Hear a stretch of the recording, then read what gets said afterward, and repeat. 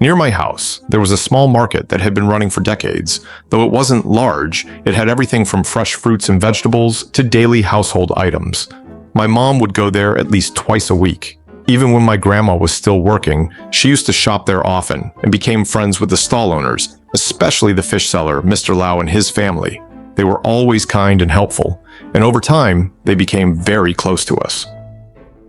Every time we walked into the market, the air was filled with the mixed smells of fish, vegetables, and the lively chatter of people.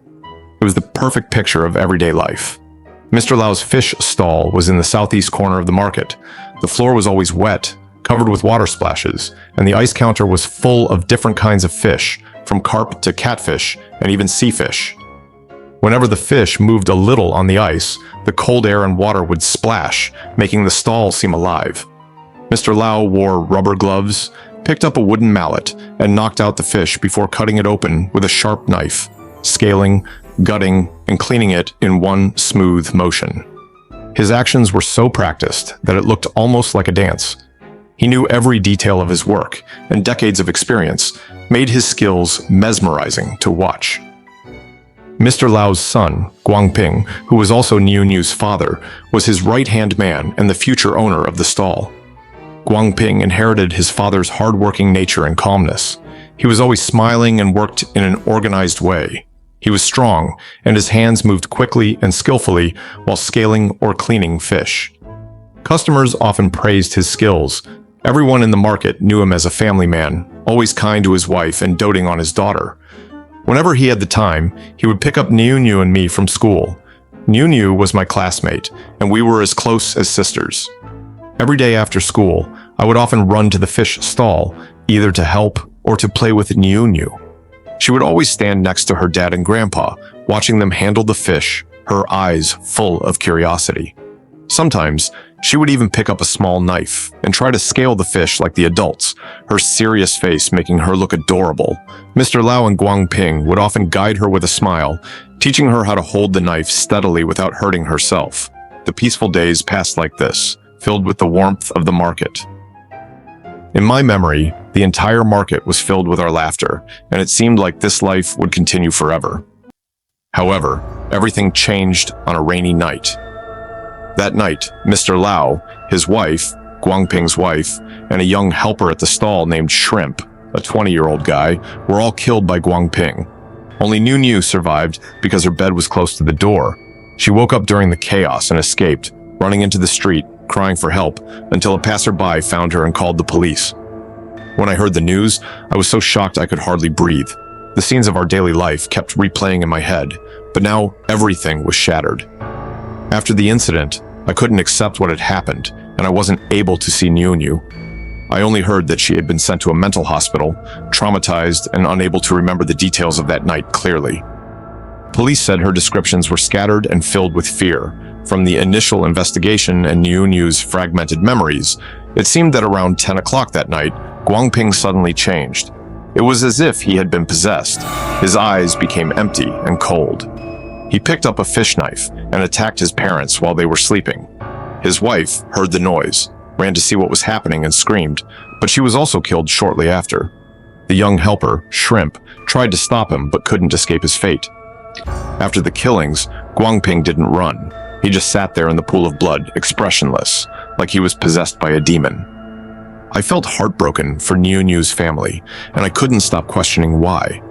How could Guangping, who was always gentle and loved his family, become so violent overnight? Was he really possessed, like the rumor said? Driven by a strong sense of curiosity, I decided to find out the truth. One night, I snuck into the small house where the incident happened. The house was sealed off by the police, but Niu-Niu and I used to play there, so I knew every corner. I carefully climbed over the wall and entered the yard. The furniture inside was the same, though there were still some bloodstains on the floor, cordoned off by yellow and white tape. There was a lingering, uneasy smell in the air. On the table, there were 2 pink candles. One of them was half burned. I suddenly remembered Niu-Niu telling me that her dad had brought these candles from a faraway place. They had a special scent that would fill the whole room when lit. Thinking of Niu-Niu's smiling face, I felt a pang of sadness and couldn't help lighting the candle. A pale green flame flickered to life, and soon the room was filled with a sweet, strange scent. I began to feel dizzy, my body slightly hot, and my vision blurred. Suddenly, the whole room seemed to change. The lights dimmed, the walls seemed to ooze blood, and I could hear sharp cries. Then I saw them, Mr. Lau and his family. Their faces were twisted, their eyes hollow, and their mouths held eerie smiles. Each of them held a sharp axe, and they moved slowly towards me, their expressions full of hatred, as if questioning why I had come. I was so scared that I collapsed on the floor, unable to scream or run, just watching them get closer, my heart almost stopping. Just as I was about to faint from fear, I heard Captain Chi shout, "Get out now!" I felt someone pulling me out of the house, and everything went black. When I woke up, I was lying in a hospital bed with my parents and Captain Chi by my side. I shakily told them what I had seen in the small house, convinced that Guangping's actions were not his own, but that he had been controlled by some evil force. Captain Chi listened with a serious expression and just told me to rest, leaving everything else to the police. A few days later, Captain Chi told us that they had received a report about someone illegally entering the crime scene. When they arrived, they found me mumbling and out of my mind, acting just like Guangping had been described at the crime scene. Captain Chi realized something was wrong and immediately ordered a detailed examination of the scene, especially the 2 pink candles I had lit. The police lab analysis found that the candles contained a rare plant extract, a hallucinogen that came from a tropical plant. This hallucinogen could cause extreme hallucinations in a short time, making people lose control and become violent. Wow. In a closed room, the concentration of this substance could easily reach dangerous levels. Captain Chi explained, "We found that Guangping lit the candles that night. The hallucinogen entered his body through breathing, causing him to have hallucinations and mistakenly think his family was a threat, which led to his extreme actions. Your behavior was identical to Guangping's, which is how we discovered the problem with the candles." Hearing this, I had mixed feelings. I had thought it was a supernatural event, that some curse or ghost was at work, but the truth was even harsher.